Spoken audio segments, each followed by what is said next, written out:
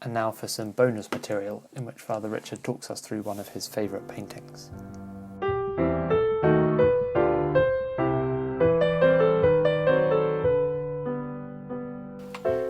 Well, one thing I've used several times in different contexts is one of Fra Angelico's Last Judgment scenes. You can see it on the screen, the whole thing, but you can see details on the internet if you just go to Angelico Last Judgment, and you'll see, I think there were 3 examples, but this is the most famous of the Last Judgment scenes. It's a strange shape because it was the back of a chair for the priest, deacon and subdeacon at some abbey near Florence. And in the centre you have Christ appearing in glory as the judge, with his cross held up by an angel beneath him, because the cross is in a sense the moment of judgment, angels with trumpets emptying the tombs and raising the dead. And on either side you have Our Lady and St. John the Baptist interceding, while Christ is surrounded by angels. Then you have Our Lady and John the Baptist, and various saints of the Old and New Testaments, sharing Christ's judgment. And on our right, Christ's left, those who are lost flee from Christ in terror because they can't cope with the sight of Christ in glory, and they descend into hell. Unlike many artists, Angelico didn't like painting hell, and many artists obviously took some kind of strange delight in painting all the scenes in hell, but Angelico lapses into a kind of medieval cartoon style. It's not his thing. He's the one who makes heaven more interesting than hell. But the lost in hell lose their clothes, and therefore their personality and their history. Nothing much of how they journeyed there has survived. They've lost interest in each other also.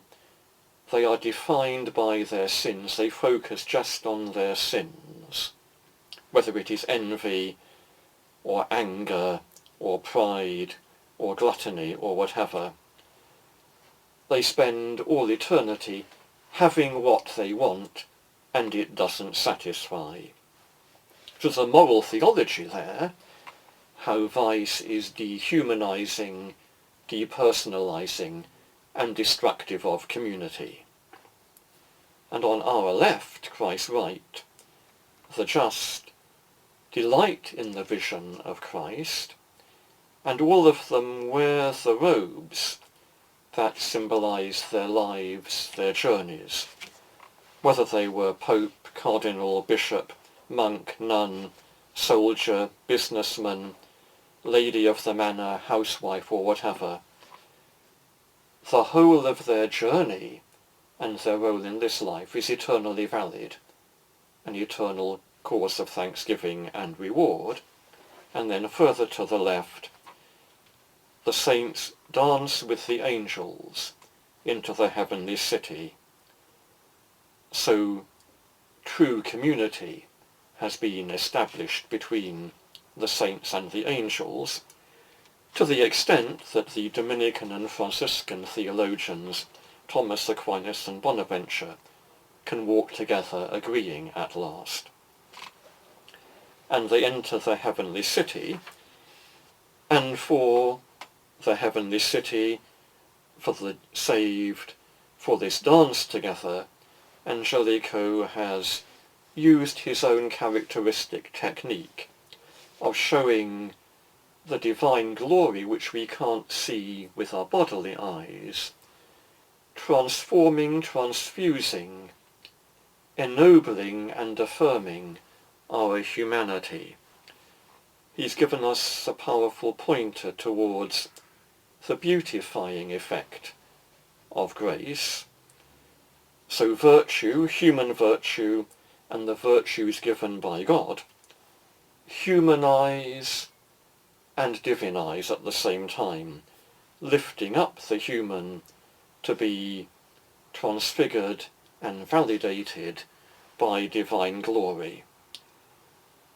So he's given us a sense of heaven as a vision of each other's glory, eternal thanksgiving for the way in which we have got there, the vision of Christ's radiant glory, all as a symbol of what you can't paint, which is the vision of God himself.